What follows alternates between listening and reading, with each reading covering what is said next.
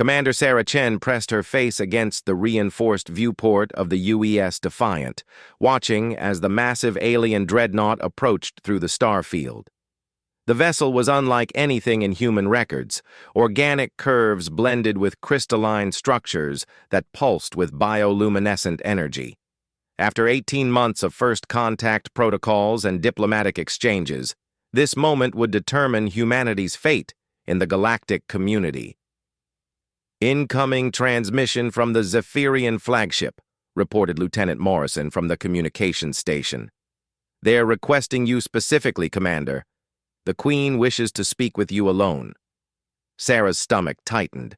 The Zephyrians had been cryptic throughout their negotiations, speaking in riddles about ancient prophecies and cosmic balance. Their technology was centuries ahead of human capability, their ships capable of crossing galaxies in mere days. Yet they had approached Earth not as conquerors, but as seekers. "Patch it through to my ready room," Sarah commanded, straightening her uniform. "And Morrison, maintain yellow alert. Something about this feels different." The ready room fell silent except for the soft hum of ship systems as Sarah activated the communication array. The holographic projector flickered to life, revealing the ethereal form of Queen Lirale. The Zephyrian monarch stood nearly 8 feet tall, her luminescent blue skin marked with intricate silver patterns that seemed to shift and flow like living tattoos. Forearms moved with graceful precision, each ending in delicate fingers that sparkled with embedded crystals. Most striking were her eyes, ancient, knowing, and filled with what appeared to be relief. "Commander Chen," Queen Lirale's voice resonated with harmonic undertones that seemed to bypass the ears and speak directly to the soul. "The waiting is finally over. After 10,000 cycles, the signs have aligned and the chosen one has revealed themselves." Sarah frowned, her military training keeping her expression neutral despite her confusion. "Your Majesty, I'm not sure I understand. Our diplomatic team has been working under the assumption that you sought trade agreements and cultural exchange." The Queen's expression shifted to something almost like surprise, then gentle amusement. "You truly do not know, do you? Your species speaks of your history as if it began with your first crude spacecraft, yet you carry within you the echoes of something far greater." "I'm afraid you'll need to be more specific," Sarah replied, though something deep in her chest began to resonate with an inexplicable familiarity. Queen Lirale moved closer to the projection array, her movements flowing like liquid starlight. "Commander, what do your people call the phenomenon when one individual can inspire others to achieve the impossible? When a single voice can unite disparate groups against overwhelming odds? When someone possesses the rare ability to see solutions where others see only obstacles?" "Leadership," Sarah answered automatically, then paused. "But surely that's not unique to humans." "Ah, but it is." The Queen's 4 hands clasped together in what Sarah recognized as a gesture of reverence. "Across the galaxy, intelligence has evolved in countless forms. The Crithari possess minds like living computers, processing information at speeds that would make your quantum processors seem sluggish.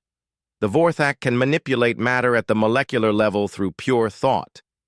The Selenites exist partially in dimensions we cannot even perceive." Sarah listened intently as the Queen continued, her voice taking on the cadence of an ancient recitation. "Yet for all their gifts, none possess what your species takes for granted. When faced with insurmountable odds, most civilizations calculate probabilities and accept defeat when logic dictates. They adapt, they survive, but they do not transcend their limitations. Humans alone possess the capacity to reject logical conclusions and impose their will upon reality itself." The commander felt a chill run down her spine. "You're talking about stubbornness." "I am talking about the power to reshape the universe through sheer determination," Queen Lirale corrected gently. "Your species calls it many things: courage, defiance, refusing to give up. But it is so much more. It is the rarest force in existence, and it marks the bearer as the chosen one of ancient prophecy. Sarah's mind raced. The Zephyrians had appeared at Earth's borders just as humanity faced its greatest crisis. Climate change, resource depletion, and political fragmentation had pushed civilization to the brink. Yet somehow, through cooperation and innovation born of desperation, they had not only survived, but reached for the stars. The legends speak of a species that would emerge when the galaxy faced its darkest hour, the Queen continued. A people who would refuse to accept that any problem was truly unsolvable, who would unite not through conquest, but through inspiration. The chosen one would appear not as a god being of immense power, but as representatives of an entire species that embodied the force of unlimited potential. "What darkest hour?" Sarah asked, though she suspected she already knew. The Queen's expression grew grave, her luminescent patterns dimming. "The Devourer stirs, Commander. The ancient enemy that consumed civilizations before your star was born has awakened from its slumber between galaxies. Our combined fleets, our most advanced weapons, our greatest scientific minds, none have found a way to stop it. Logic dictates that we evacuate what populations we can and accept the destruction of this galaxy. But you don't accept that," Sarah said slowly, understanding beginning to dawn. "We cannot. Our nature prevents us from rejecting logical conclusions. But you—" The Queen's eyes brightened with something that looked like hope, mixed with desperate faith. "Humans have built their entire civilization on the foundation of refusing to accept the impossible. Your species looks at overwhelming odds and asks not, 'How can we survive this?' but 'How do we win?'" Sarah stood slowly, feeling the weight of countless worlds settling on her shoulders. The diplomatic mission had been a facade. The Zephyrians hadn't come seeking allies. They had come seeking salvation in the form of a species that specialized in achieving the impossible. "You want us to find a way to stop this devourer when all your advanced civilizations cannot." "We do not want you to find a way," Queen Lyralee corrected. "We know you will find a way, because that is what humans do. The prophecies speak of the chosen ones who turn defeat into victory through means that logic cannot predict or explain. Every time your species has faced extinction, you have not merely survived, but emerged stronger." Through the viewport, Sarah could see more ships arriving, not just Zephyrian vessels, but craft from dozens of alien civilizations, all converging on this single point in space. They had not come to witness first contact.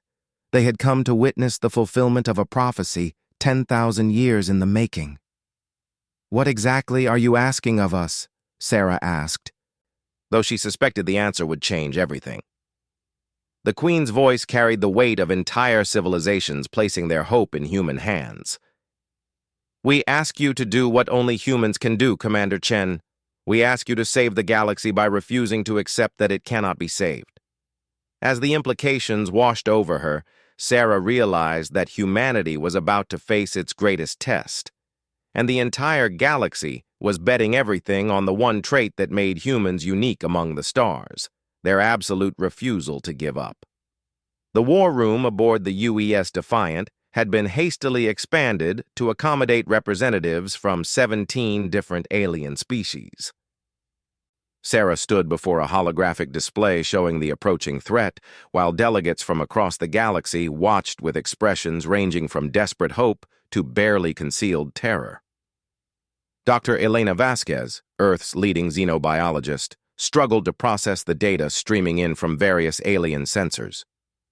According to these readings, the Devourer isn't just a ship or even a fleet. It's a living entity the size of a solar system, consuming matter and energy as it moves through space. The Krathari delegate, its crystalline form refracting light into complex patterns, spoke through its translation matrix. "Our calculations indicate complete galactic consumption in 47.3 standard cycles if current progression continues." All evacuation scenarios result in less than 0.001% population survival.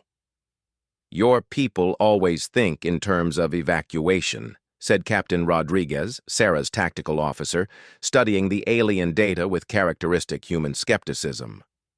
What about fighting it? A sound emerged from the assembled aliens that the universal translator struggled to process. Something between a sigh and a keening wail. The Vorthak representative, a floating mass of intelligent gas contained within an environmental suit, pulsed with agitated colors. Captain Rodriguez, it spoke with a voice like wind through crystals. The combined might of the Galactic Alliance has been deployed against the Devourer across 17 previous encounters spanning millennia. Each time our weapons are absorbed, our ships become part of its mass, and our technology is turned against us. Sarah examined the tactical displays, her human mind automatically looking for patterns and weaknesses, while the alien representatives waited with the patience of species that had long since accepted their fate. Show me these previous encounters. The hologram shifted, displaying battle after battle across vast stretches of time. Sarah watched as massive fleets engaged an entity that seemed to adapt and counter every strategy almost instantly. The Devourer learned from each attack, incorporated new technologies into its structure, and grew stronger with every victory. It's a perfect predator, Dr. Vasquez murmured. It feeds on both matter and information, becoming more sophisticated with each civilization it consumes. Perfect predators don't exist, Sarah said firmly, causing several alien delegates to exchange glances. Everything has weaknesses. Everything can be beaten. Queen Lyrelay, participating through quantum entanglement communication from her flagship, allowed herself a small smile. This is why you are the chosen one, Commander. Where we see an unstoppable force, you see a puzzle to be solved. The Selenite delegate phased partially into view, its semi-dimensional form difficult for human eyes to process. Commander Chen, with respect, your species' optimism is admirable but potentially dangerous. The Devourer has consumed civilizations far more advanced than humanity. What could you possibly do that we cannot? Sarah turned to face the assembled representatives, her expression hardening with determination. You're all approaching this wrong. You're trying to fight the Devourer on its terms, using the same types of technology and strategies it's already encountered and learned to counter. What alternative is there? Asked the Krathari delegate. Human tactics, Captain Rodriguez said with a grin that made several aliens step back nervously. We don't fight fair, and we sure as hell don't follow the rules. Dr. Vasquez pulled up new data streams, her excitement growing as she spoke. The Devourer learns from technology and incorporates it into its structure. But look at these pattern analyses. It's never encountered anything like human warfare before. The holographic display shifted to show historical human conflicts, from ancient battles to modern space skirmishes. The alien delegates watched in fascination and horror as humans demonstrated their unique approach to warfare, improvisation, psychological tactics, exploiting unexpected weaknesses, and turning disadvantages into advantages. Your species fights with creativity and unpredictability, Queen Lyrelay observed. The Devourer has evolved to counter logical, systematic approaches. It may not be prepared for chaos. Sarah began pacing, her mind working through possibilities that would never occur to more logical species. The Devourer feeds on technology and information. What if we feed it something that disagrees with it? Elaborate, requested the Vorthak representative. Human military history is full of examples where we've won by doing things our enemies never expected. We've turned retreats into victories, used our own weaknesses as strengths, and found ways to make our enemies defeat themselves. Dr. Vasquez's eyes widened as she understood. A technological trap. Something that looks like advanced technology but is actually designed to disrupt the Devourer's systems from within. More than that, Sarah continued, her excitement building. We use human psychology as a weapon. The devourer expects resistance to follow logical patterns. We give it something completely illogical. Technology that appears to be one thing but is actually another. Strategies that seem to help it but actually harm it. The Krathari delegate's crystalline form pulsed with confusion. You propose to deceive an entity that has consumed the collective knowledge of thousands of civilizations? I propose we confuse the hell out of it, Sarah replied bluntly. Human deception isn't just about hiding information. It's about making the truth look like a lie and lies look like truth. We excel at making our enemies think they're winning right up until they lose. Captain Rodriguez was already working on tactical simulations. We could design fake technologies that look incredibly advanced but are actually Trojan horses. When the devourer tries to incorporate them, they could introduce viruses, paradoxes, or feedback loops into its systems. But how do we deliver such weapons? Asked the Selenite delegate. The devourer's defenses are absolute. Sarah's smile was the kind that had made humanity's enemies across the galaxy learn to be very afraid. We don't try to penetrate its defenses, we make it want to let us in. The war room fell silent as the implications sank in. Queen Lyrale's voice carried a note of awe when she spoke. You intend to make the devourer consume its own destruction willingly. Human Warfare 101, Captain Rodriguez confirmed. Make the enemy think they're about to win, then pull the rug out from under them. Dr. Vasquez began running calculations. If we could create technology that appears to be incredibly valuable, something the devourer would prioritize incorporating, we could embed it with destructive algorithms disguised as beneficial systems. The bait has to be perfect, Sarah mused. Something so advanced and appealing that the devourer can't resist consuming it immediately, before it has time to fully analyze it. The alien delegates exchanged looks of amazement and terror. The humans were proposing to fight a cosmic horror, not with bigger weapons or more advanced defenses, but with guile, deception, and the kind of tactical thinking that had allowed their species to conquer their own world despite being neither the strongest nor fastest predator on it. There is one problem, Queen Lyrale pointed out gently. Such a plan would require someone to deliver the weapon directly to the devourer.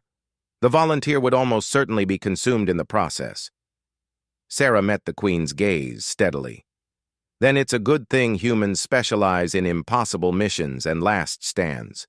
We'll need every ship you can spare, every piece of technology you can contribute, and complete trust that we know what we're doing. Even if this plan succeeds, the Vorthak representative warned, the risk of failure is enormous. If the devourer adapts to your deception tactics, it will become even more dangerous. Then we better make sure we only get one shot, Sarah replied. And we better make it count.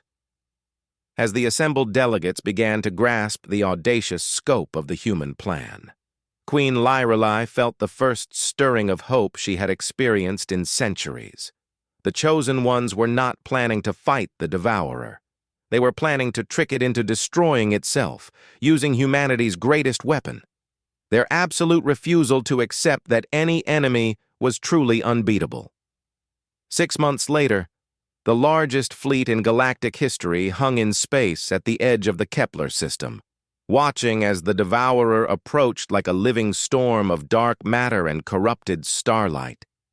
The entity had grown since its last recorded appearance, now stretching across space like a malevolent galaxy unto itself, bristling with the incorporated technologies of 100 dead civilizations. Sarah stood on the bridge of the UES Prometheus, a hastily constructed vessel that represented the combined technological might of 17 species filtered through human tactical thinking. The ship looked impressive from the outside, sleek lines, powerful engines, and weapon systems that should theoretically be capable of challenging the devourer's defenses. In reality, it was the most elaborate Trojan horse ever constructed.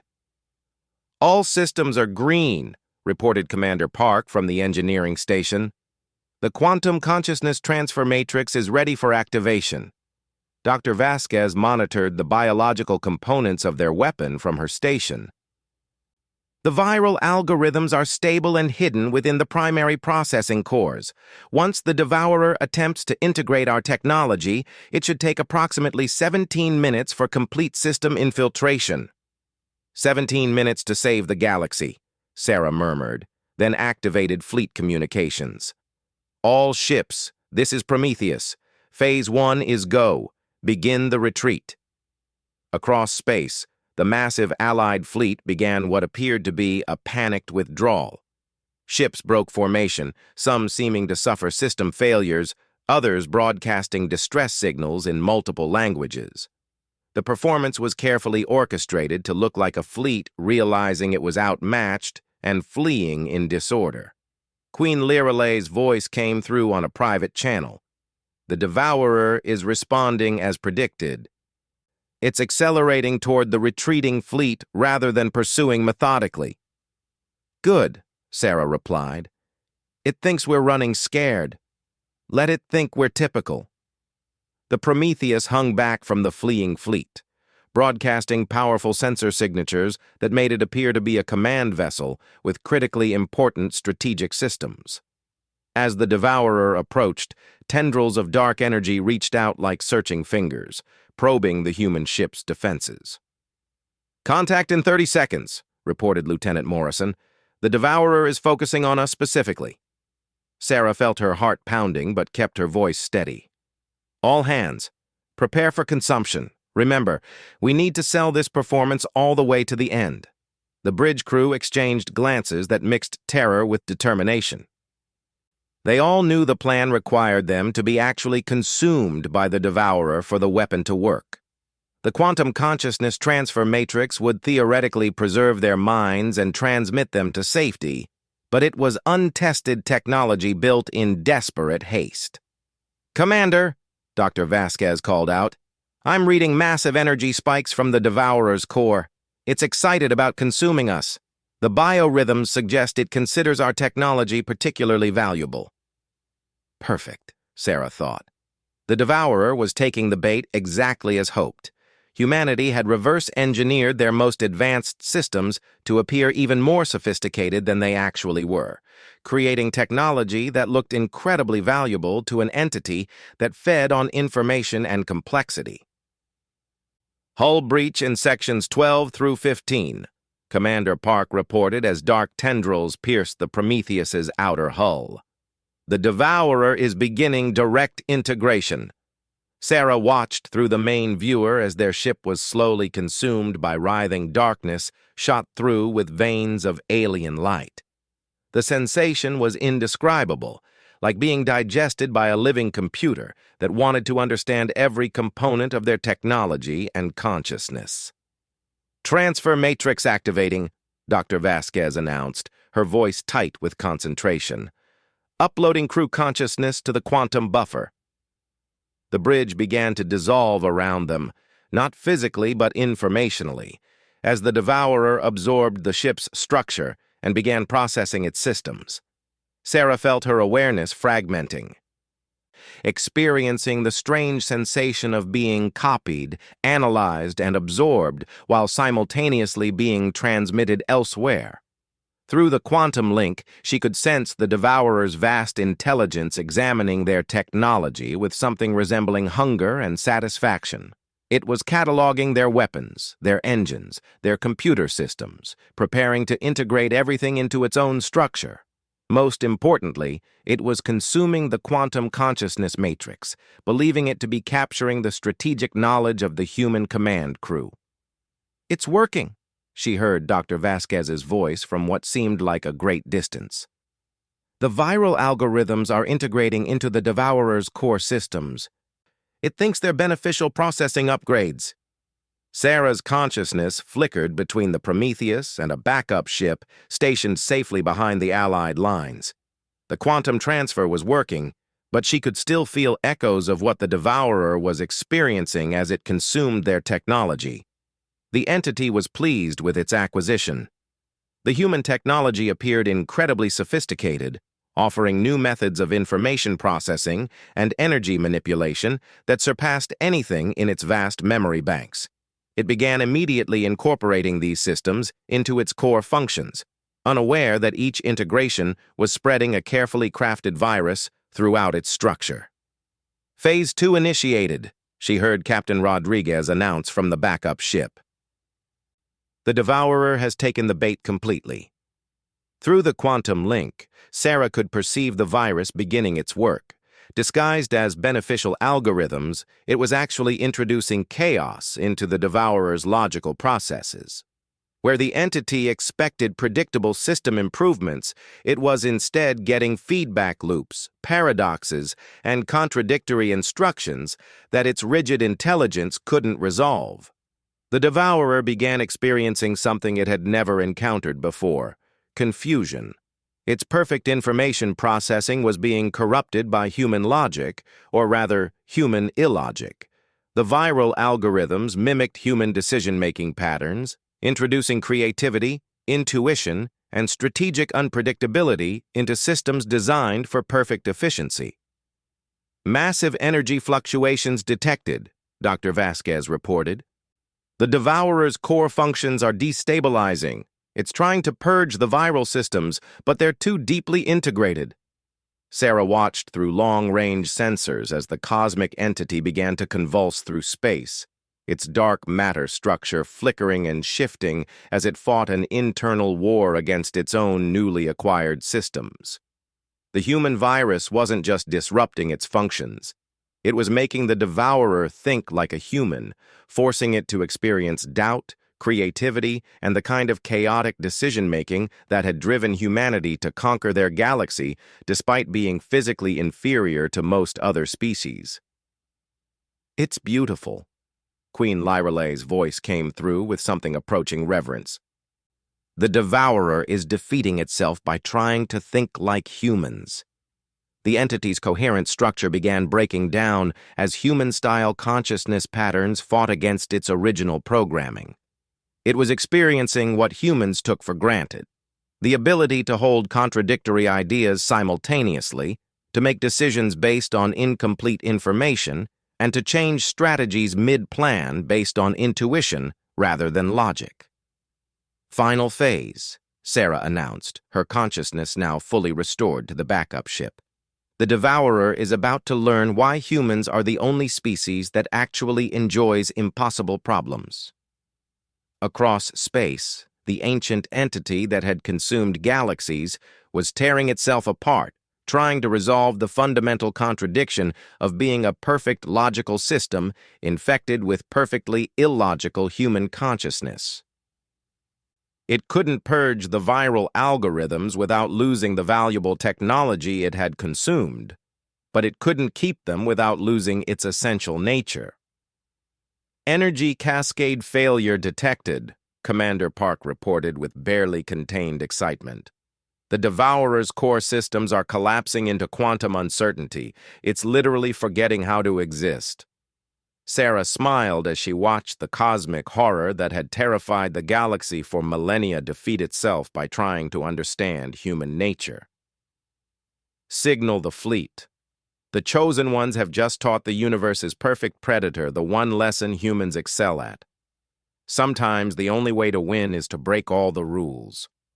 The Devourer's death throes lit up the entire star system as 10,000 years of consumed matter and energy were released back into space. But more importantly, the galaxy had learned that sometimes salvation came not from superior technology or ancient wisdom, but from a young species that specialized in achieving the impossible through sheer stubborn refusal to accept defeat. Queen Lyrale's voice carried across the quantum communications with something that sounded like wonder. "The legends were true, Commander Chen. Humanity truly is the chosen one, not because you're perfect, but because you're perfectly imperfect in exactly the way the universe needed." As the light of the Devourer's destruction faded, Sarah realized that humanity had not just saved the galaxy. They had proven that sometimes the greatest strength was the willingness to remain beautifully, chaotically, and unpredictably human.